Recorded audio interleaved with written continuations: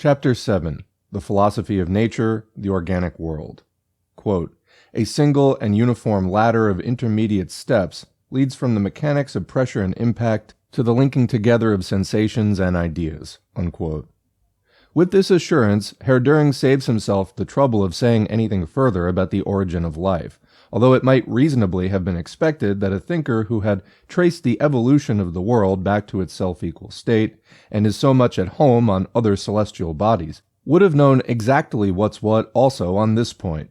For the rest, however, the assurance he gives us is only half right, unless it is completed by the Hegelian nodal line of measure relations which has already been mentioned. In spite of all gradualness, the transition from one form of motion to another always remains a leap, a decisive change. This is true of the transition from the mechanics of celestial bodies to that of smaller masses on a particular celestial body. It is equally true of the transition from the mechanics of masses to the mechanics of molecules, including the forms of motion investigated in physics proper: heat, light, electricity, magnetism.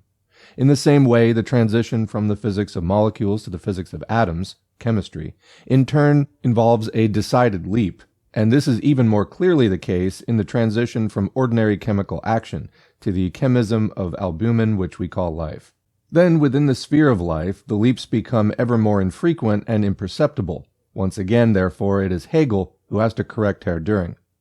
The concept of purpose provides Heredity with a conceptual transition to the organic world. Once again, this is borrowed from Hegel, who in his Logic, the doctrine of the notion, makes the transition from chemism to life by means of teleology, or the science of purpose.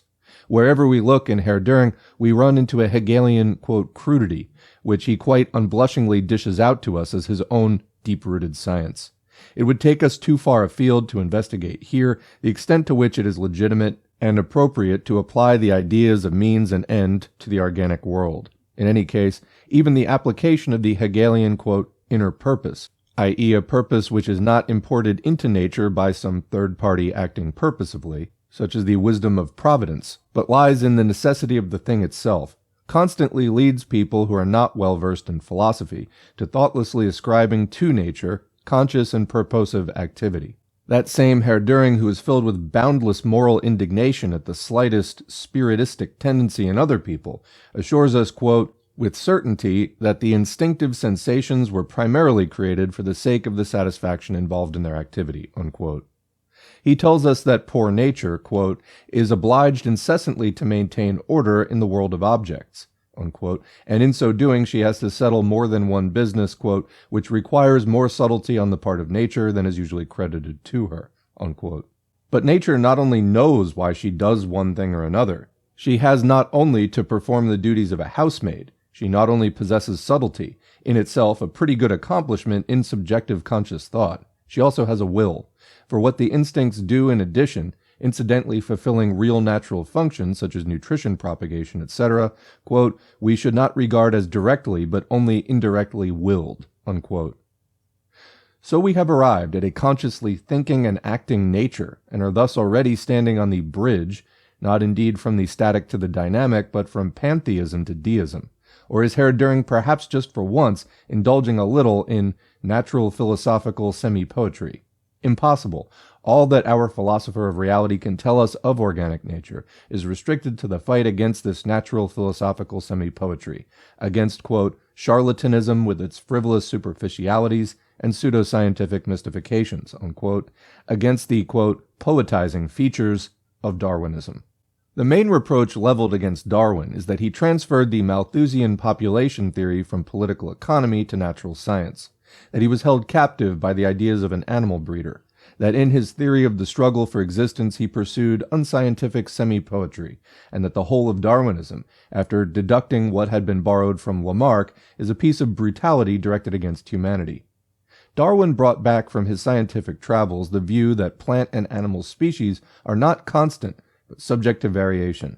In order to follow up this idea after his return home, there was no better field available than that of the breeding of animals and plants. It is precisely in this field that England is the classical country. The achievements of other countries, for example Germany, fall far short of what England has achieved in this connection. Moreover, most of these successes have been won during the last 100 years, so that there is very little difficulty in establishing the facts. Darwin found that this breeding produced artificially, among animals and plants of the same species, differences greater than those found in what are generally recognized as different species. Thus was established on the one hand the variability of species up to a certain point, and on the other the possibility of a common ancestry for organisms with different specific characteristics. Darwin then investigated whether there were not possibly causes in nature, which, without the conscious intention of the breeder, would nevertheless in the long run produce in living organisms changes similar to those produced by artificial selection. He discovered these causes in the disproportion between the immense number of germs. Editor's note, in the original this was chyma, meaning shoots or embryos, continuing, created by nature, and the insignificant number of organisms which actually attain maturity. But as each germ or embryonic organism strives to develop, there necessarily arises a struggle for existence which manifests itself not merely as direct bodily combat or devouring, but also as a struggle for space and light, even in the case of plants. And it is evident that in this struggle, those individuals which have some individual peculiarity, however insignificant, that gives them an advantage in the struggle for existence, will have the best prospect of reaching maturity and propagating themselves. These individual peculiarities have thus the tendency to descend by heredity, and when they occur among many individuals of the same species, to become more pronounced through accumulated heredity in the direction once taken, while those individuals which do not possess these peculiarities succumb more easily in the struggle for existence and gradually disappear. In this way, a species is altered through natural selection, through the survival of the fittest. Against this Darwinian theory, Heredity now says that the origin of the idea of the struggle for existence, as he claims Darwin himself admitted, has to be sought in a generalization of the views of the economist and theoretician of population Malthus, and that the idea therefore suffers from all the defects inherent in the priestly Malthusian ideas of overpopulation. Now, Darwin would not dream of saying that the origin of the idea of the struggle for existence is to be found in Malthus. He only says that his theory of the struggle for existence is the theory of Malthus applied to the animal and plant world as a whole. However great the blunder made by Darwin in accepting the Malthusian theory so naively and uncritically, nevertheless, anyone can see at the first glance that no Malthusian spectacles are required to perceive the struggle for existence in nature. The contradiction between the countless host of germs which nature so lavishly produces, and the small number of those which ever reach maturity, a contradiction which in fact, for the most part, finds its solution in a struggle for existence, often of extreme cruelty. And just a comment here, you can see this in different reproductive strategies that are found in different organisms. There are a number of sort of general reproductive strategies. One of them is for an organism to reproduce an enormous amount of offspring with the sort of knowledge, I mean, not really knowledge, but the reason that it has arisen is this works in the sense that they produce, say 1,000 offspring, and then, only 1% of those survive, but that's enough to propagate the species. While there are other reproductive strategies like having very few offspring, but having a close bond with them and maintaining a high-level care, overseeing their development until they're ready for independence. So different organisms pursue different strategies. However, it is true, many animals and plants are eaten while they're still babies and never reach maturity and never propagate, etc. Anyway, continuing. And just as the law of wages has maintained its validity even after the Malthusian arguments on which Ricardo based it have long been consigned to oblivion, so likewise the struggle for existence can take place in nature even without any Malthusian interpretation. For that matter, the organisms of nature also have their laws of population, which have been left practically uninvestigated, although their establishment would be of decisive importance for the theory of the evolution of species. But who was it that lent decisive impetus to work in this direction too? None other than Darwin. Heredity carefully avoids an examination of this positive side of the question. Instead, the struggle for existence is arraigned again and again. It is obvious, according to him, that there can be no talk of a struggle for existence among unconscious plants and good-natured plant eaters. Quote, in the precise and definite sense, the struggle for existence is found in the realm of brutality, to the extent that animals live on prey and its devourment. Unquote. And after he has reduced the idea of the struggle for existence to these narrow limbs, he can give full vent to his indignation at the brutality of this idea, which he himself has restricted to brutality. That's funny. But this moral indignation only rebounds upon Heredity himself, who is indeed the only author of the struggle for existence in this limited conception, and is therefore solely responsible for it. It is consequently not Darwin who, quote, sought the laws and understanding of all nature's actions in the kingdom of the brutes, unquote.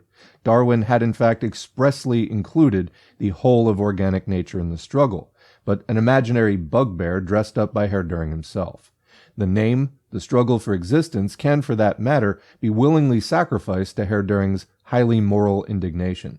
That the fact exists also among plants can be demonstrated to him by every meadow, every cornfield, every wood. And the question at issue is not what is to be called whether struggle for existence or lack of conditions of life and mechanical effects, but how this fact influences the preservation or variation of species.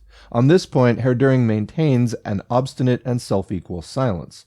Therefore, for the time being, everything may remain as it was in natural selection. But Darwinism, quote, produces its transformations and differences out of nothing, unquote.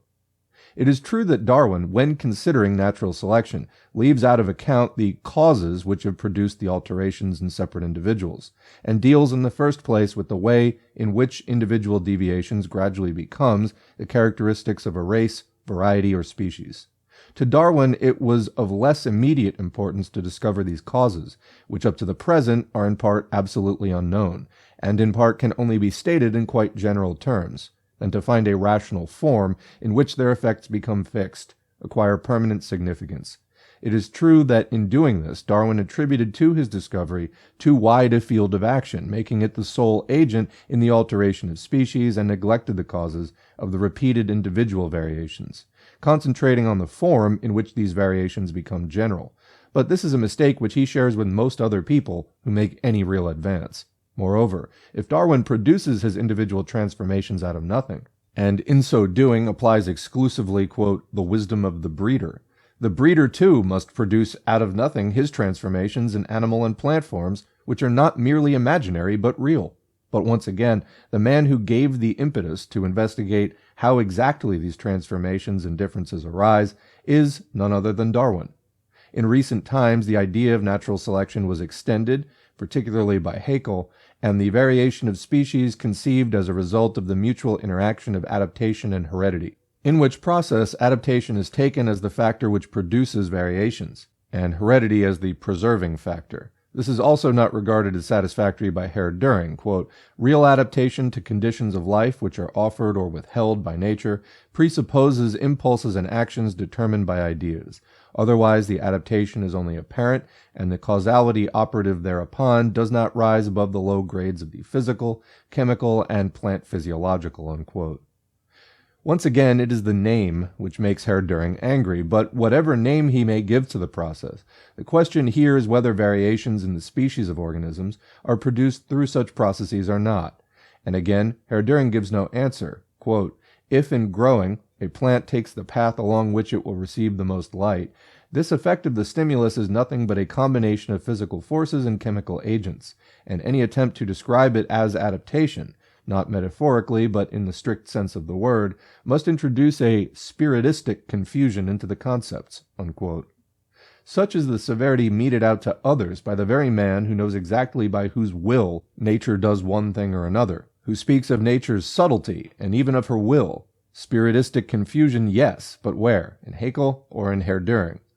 And not only spiritistic, but also logical confusion. We saw that Heredity insists with might and main on establishing the validity of nature in the concept of purpose. Quote, the relation between means and end does not in the least presuppose a conscious intention, unquote. What then is adaptation without conscious intention, without the mediation of ideas, which he so zealously opposes, if not such unconscious purposive activity? If therefore tree frogs and leaf-eating insects are green, desert animals sandy yellow, and animals of the polar regions mainly snow-white in color, they have certainly not adopted these colors on purpose or in conformity with any ideas. On the contrary, the colors can only be explained on the basis of physical forces and chemical agents. And yet it cannot be denied that these animals, because of those colors, are purposively adapted to the environment in which they live, in that they have become far less visible to their enemies. In just the same way, the organs with which certain plants seize and devour insects alighting on them are adapted to this action, and even purposively adapted. Consequently, if Heredity insists that this adaptation must be effected through ideas, he as much as says, only in other words, that purposive activity must also be brought about through ideas. This must be conscious and intentional, and it brings us, as is usually the case in his philosophy of reality, to a purposive creator, to God. Quote, an explanation of this kind used to be called deism and was not much thought of, Heredity tells us, quote, but on this matter too, views now seem to have been reversed, unquote. From adaptation, we now pass on to heredity. Here, likewise, according to Heredity, Darwinism is completely on the wrong track. The whole organic world, Darwin is said to have asserted, descended from one primordial being, is so to speak the progeny of one single being. During states that, in Darwin's view, there is no such thing as the independent parallel lines of homogeneous products of nature unless mediated by common descent, and that therefore Darwin and his retrospectively directed views had perforce to come to an end at the point where the thread of begetting, or other form of propagation, breaks off. The assertion that Darwin traced all existing organisms back to one primordial being is, to put it politely, a product of Heredity's, quote, own free creation and imagination. Darwin expressly says on the last page, but one of his Origin of Species, 6th edition, that he regards, quote, all beings not as special creations, but as the lineal descendants of some few beings, unquote. And Haeckel even goes considerably further, assuming, quote, a quite independent stock for the vegetable kingdom, and a second for the animal kingdom, and between the two a number of independent stocks of protista, each of which, quite independently of the former, has developed out of one special archegony of the Moneran type, unquote.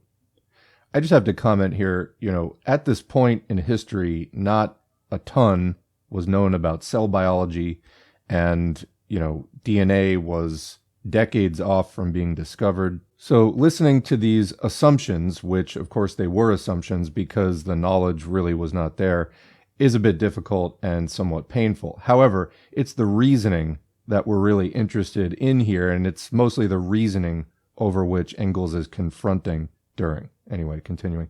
This primordial being was only invented by Duhring in order to bring it into as great disrepute as possible by drawing a parallel with the primordial Jew, Adam.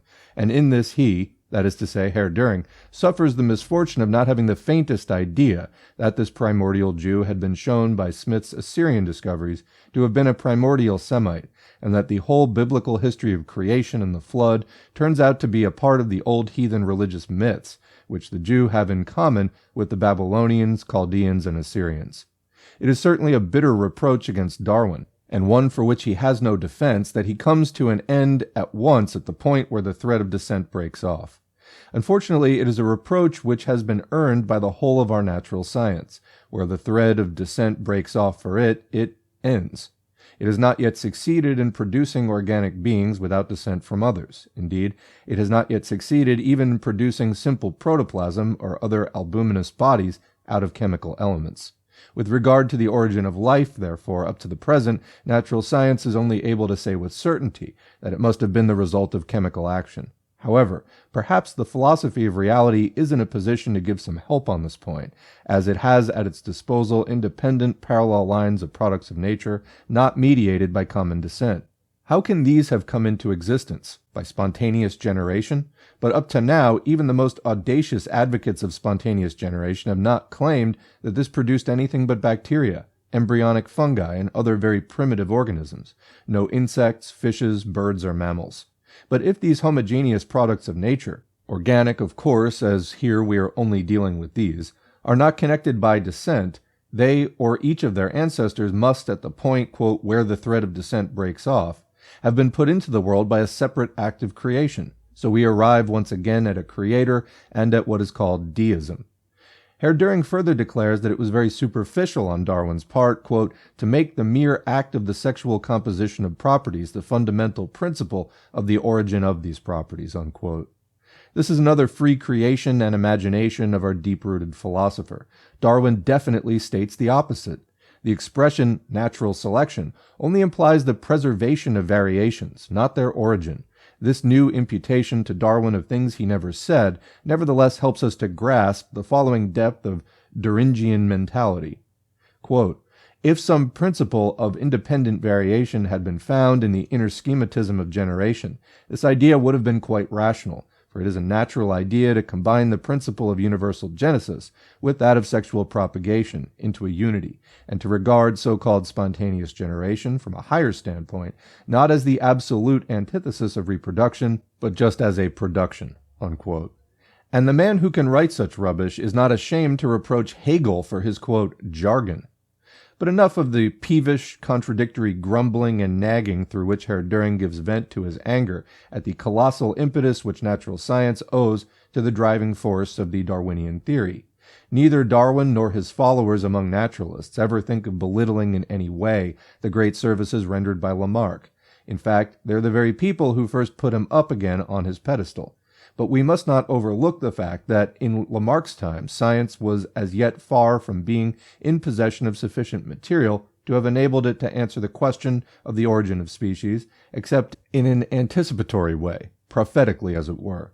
In addition to the enormous mass of material, both of descriptive and anatomical botany and zoology, which has accumulated in the intervening period, two completely new sciences have arisen since Lamarck's time, and these are of decisive importance on this question. Research into the development of plant and animal germs, embryology, and research into the organic remains preserved in the various strata of the Earth's surface, paleontology. There is, in fact, a peculiar correspondence between the gradual development of organic germs into mature organisms and the succession of plants and animals following each other in the history of the Earth. And it is precisely this correspondence which has given the theory of evolution its most secure basis. The theory of evolution itself is, however, still in a very early stage, and it therefore cannot be doubted that further research will greatly modify our present conceptions, including strictly Darwinian ones, of the process of the evolution of species. What of a positive character has the philosophy of reality to tell us concerning the evolution of organic life? Quote, the variability of species is a presupposition which can be accepted, unquote. But alongside it there hold also, quote, the independent parallel lines of homogeneous products of nature, not mediated by common descent, unquote. From this we are apparently to infer that the heterogeneous products of nature, i.e. the species which show variations, descend from each other, but not so the homogeneous products. But this is not altogether correct either, for even with species which show variations, quote, mediation by common descent is on the contrary quite a secondary act of nature, unquote. So we get common descent after all, but only second class. We must rejoice that after Heredity has attributed so much to it that is evil and obscure, we nevertheless find it in the end readmitted by the back door. It is the same with natural selection, for after all his moral indignation over the struggle for existence through which natural selection operates, we suddenly read, quote, the deeper basis of the constitution of organisms is thus to be sought in the conditions of life and cosmic relations, while the natural selection emphasized by Darwin can only come in as a secondary factor, unquote. So we get natural selection after all, though only second class, and along with natural selection also the struggle for existence, and with that also the priestly Malthusian overpopulation. That is all, and for the rest Heredity refers us to Lamarck. In conclusion, he warns us against the misuse of the terms metamorphosis and development. Metamorphosis, he maintains, is an unclear concept, and the concept of development is permissible only insofar as laws of development can really be established. In place of both these terms, we should use the term, quote, composition, and then everything would be all right. It is the same old story over again. Things remain as they were, and Heredity is quite satisfied as soon as we just alter the names. When we speak of the development of the chicken and the egg, we are creating confusion, for we are able to prove the laws of development only in an incomplete way. But if we speak of its composition, everything becomes clear. We shall therefore no longer say the child is developing finely, but it is composing itself magnificently. We can congratulate Heredity on being a worthy peer of the author of the Nibelungenring, not only in his noble self-esteem, but also in his capacity of composer of the future.